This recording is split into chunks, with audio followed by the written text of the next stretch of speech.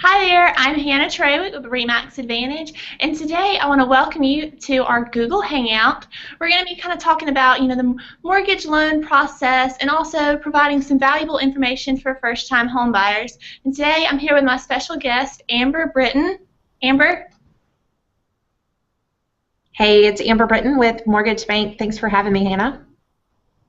Thanks for joining in, Amber. We're so excited, to present this information and kind of help people where they understand, the loan process a little bit better, and it's not just like, a foreign language like some of us might think. When I was going back, looking over the information we were going to talk about, I was just so surprised at all the, different terminology that I use that, so many of the buyers and sellers, they really have no idea, what it means. So today we're going to kind of talk about that and how it'll kind of help them when they're buying a house.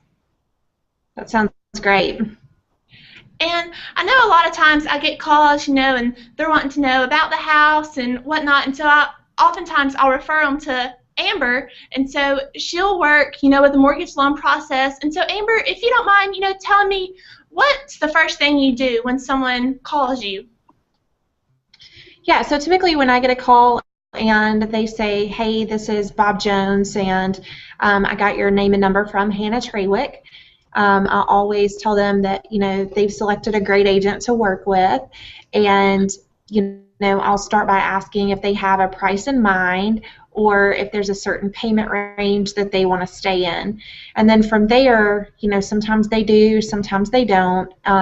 We can discuss, the different options as far as down payment, no down payment, what different programs we have for the different down payment options, and kind of arrive at the payment that they wish, to get approved for. So typically, they don't know, a lot of times what that price needs to be, but they do know about where they want to keep their payments. So I usually ask the question about the payment because that's more important than what we would actually approve them for, because a lot of times that is more than they actually want to spend monthly on a payment. So that's kind of where we start. Yeah, so I know you mentioned down payment, and so a lot of people, they want to know how much money am I going to have, to be able to get that home. And so I know, there's different loan programs, and so different amounts. So can you kind of give us, a few examples of what they would have to have?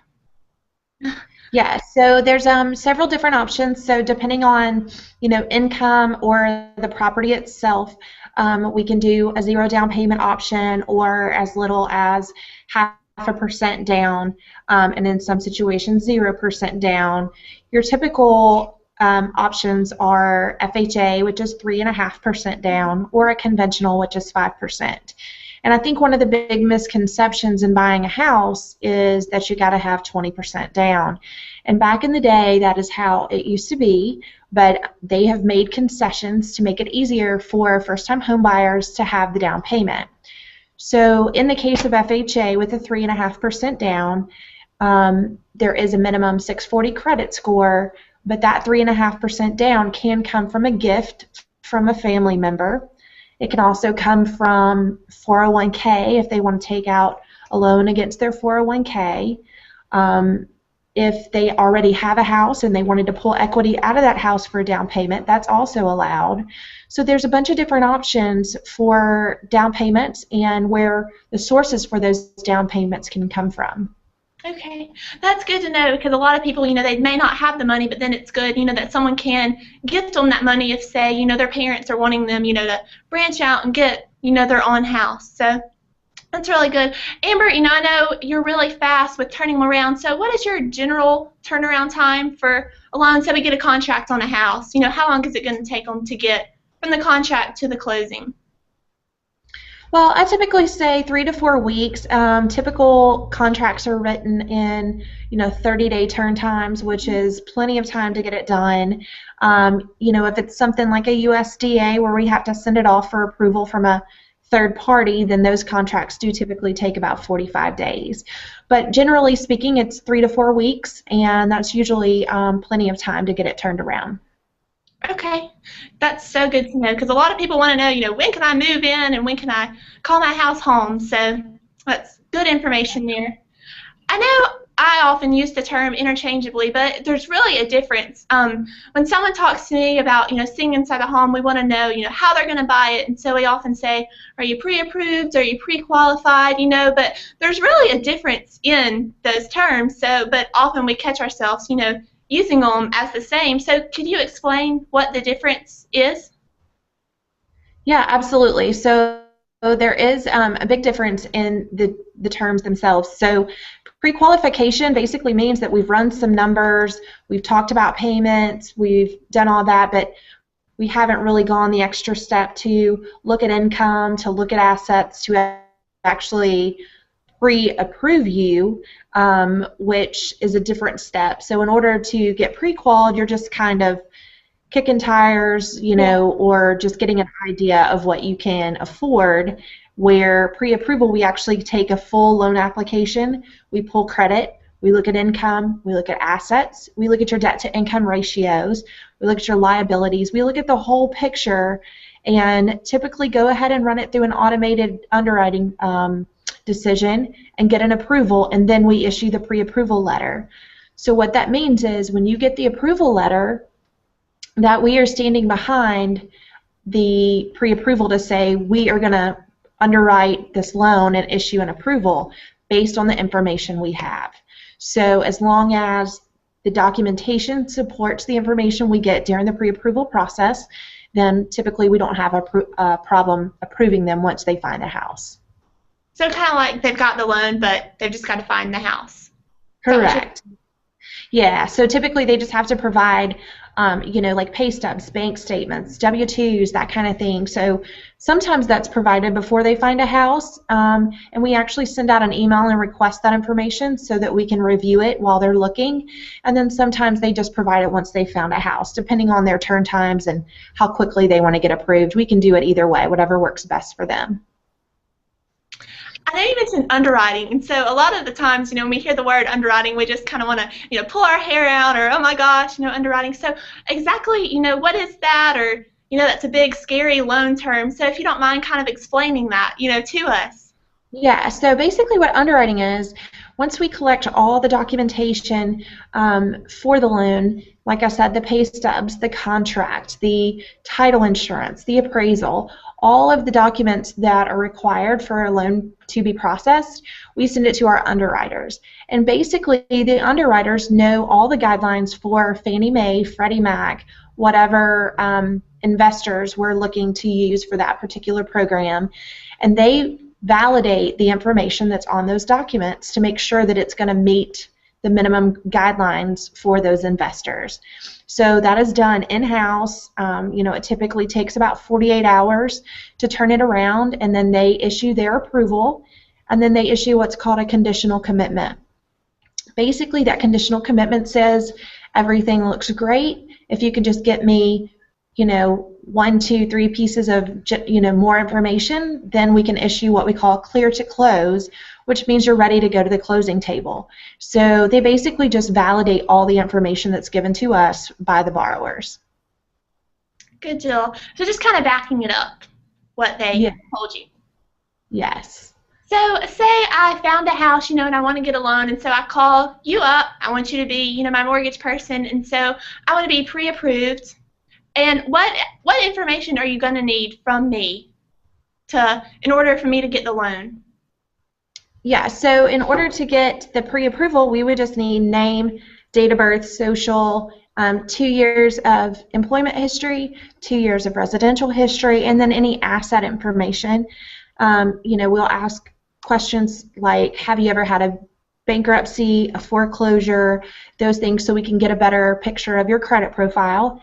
And then from there, once we actually get the contract, we would need typically 30 days of pay stubs, 2 years of W-2s. We typically go ahead and request 2 years of tax returns just to make sure there's not anything that's going to raise a red flag late in the situation. And then 2 months of bank statements, and depending on if they have retirement accounts or whatever, it's usually 2 months of those statements as well. So pretty much 30 days of pay stubs and 2 months or 2 years of everything else. Okay. So is the 2 years, is that for everyone, or are there any, like exceptions? Say someone just went out and got their degree and say, 4 months later they got a new job and for that degree, would there be any exception there, or is it still 2 years? Yeah, so basically we still have to show the 2 years, but what we would do in that case is actually show their transcripts from school and Okay. show that that would actually, fulfill the 2-year requirement. Okay. And we could use an offer letter for the job that they're going to start, or if they've already started it, we could use 30 days of pay stubs for that new job. But yes, the school transcripts would actually take care of the 2-year requirement. Okay, good deal. Because I know a lot of people come out, graduate, woohoo, let's get a house. Yeah. So that's always, good to know because people want to know how they can go about doing that. So Definitely. I know we mentioned typical FHA is, 3.5%, and then what were you talking about, the zero down? Yeah, so there's a couple of different options. So there's USDA with zero down. The house has to qualify for USDA, so it has to be in a specific property area for it to qualify, and then they also have to qualify for income limitations that are set per county. So it changes depending on where you are in the state. So that's USDA, and then there's also Alabama Housing. So there is a zero down, no PMI option for Alabama Housing right now, which is really, really great. So there's no down payment money out of pocket, and there's also no monthly PMI, which makes it a great option. There's also a different Alabama Housing loan that is 0.5% down.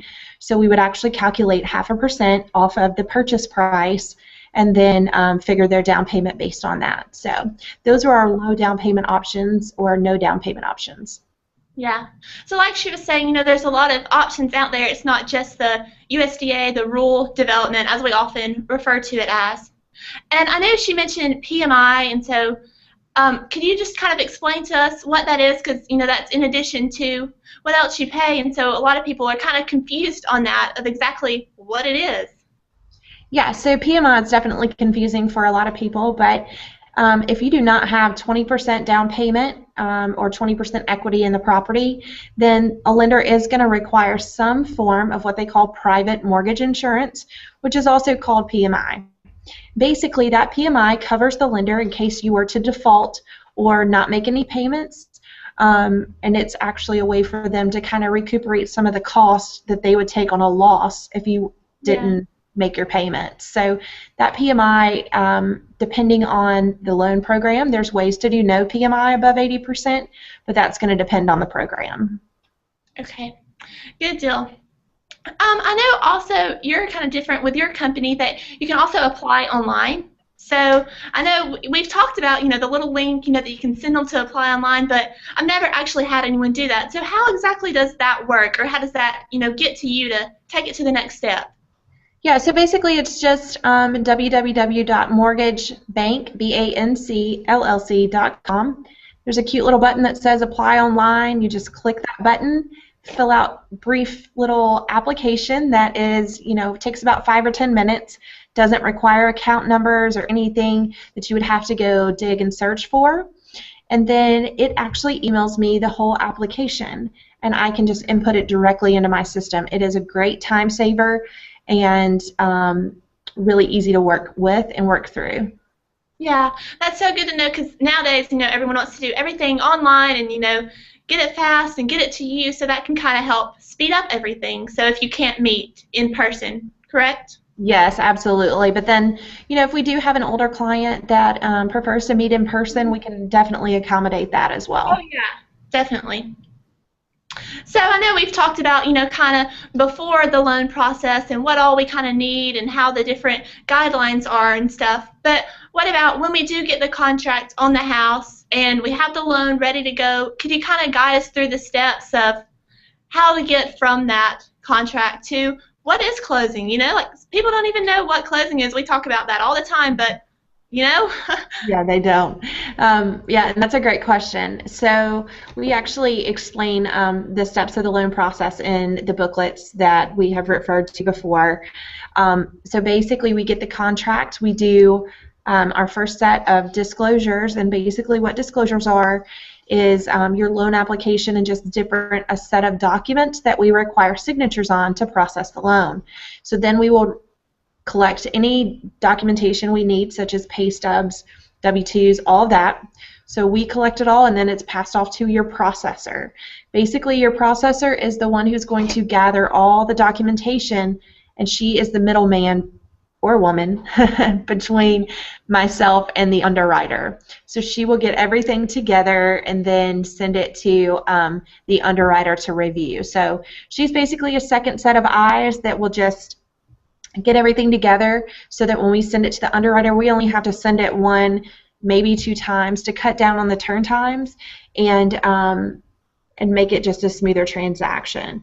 So then once the underwriter gets it, approves it, comes back to the processor reviews what the underwriter needs, if any additional information is needed, title and appraisal are typical documents that are needed after the initial approval, and then it goes back to underwriting. The underwriter will then issue what's called the clear to close. I spoke about that earlier, and that means hooray, do your happy dance, it is time to close. It will then go to our closing department. They will send the closing package to the closing attorney to prepare the settlement documents and the HUD. Basically, the HUD is your settlement statement that takes all the numbers of the transaction for the buyers and the sellers and puts it all in one place so that it's easy to know how much you need to bring to closing and how much the seller is going to, get or give at closing as well. And then they have everything ready the day of closing for you guys to sign your documents and become homeowners. Yep. So, I mean, it sounds like a lot of steps, but then, Amber is so great to, everything gets taken care of. I know you mentioned appraisal, and so a lot of realtors, we're like, appraisal, we got to justify the value so we can get it, to the closing table. So exactly what is, the purpose of the appraisal? So the appraisal is just what you said. It's to justify the value, to make sure that the house is priced where it needs to be. It's going to be based off of other comparable sales in that subdivision, other houses that have sold that are also a 3-bedroom, 2-bath, for example, and make sure that it's not priced out of the market so that we as a lender are not over, lending on a house that's not worth the value that the realtor says it is. So it's a way for us to protect our buyers to make sure that they're getting a house that's actually worth what the price tag says it is. That's good. Now, are there different types of appraisals? Because I know when some people will say, well, it's been appraised, for so much, but can you tell us what the different types are or what they mean? Yeah, so there is a different type. So it depends on what kind of loan program you're getting, on what kind of appraisal you're going to get. So there's typically a VA appraisal, an FHA appraisal, and then a conventional appraisal. We will determine all of that for the buyer, so there's no need for you guys to know what kind of appraisal is needed. We actually know, so we'll take care of that for you. The differences are there's different requirements on FHA or VA versus conventional, and realtors are typically well aware of what those differences are, so they can look at those things before the appraiser actually goes out.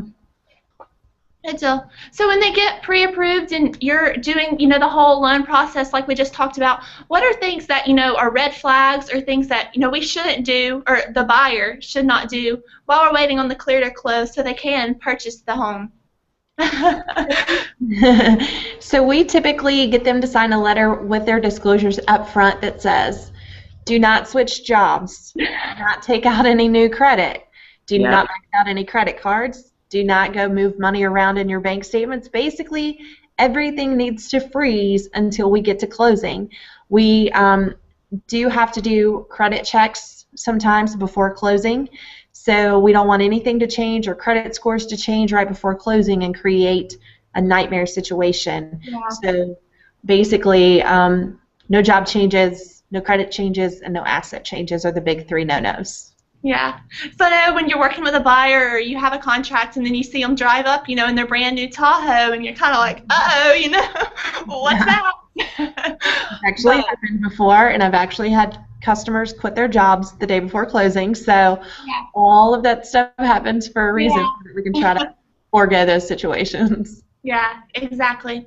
Well, I know before we met, you gave me these packets, the understanding the loan process, these little booklets, and then the first-time homebuyer guide. And so there are lots of, useful information for if you've bought a home before or if you haven't. And so while we're, kind of wrapping up, Amber, if you want to give us your contact information for how, they can get in touch with you to learn more about getting pre-approved and getting these booklets, if you want to give them your contact information.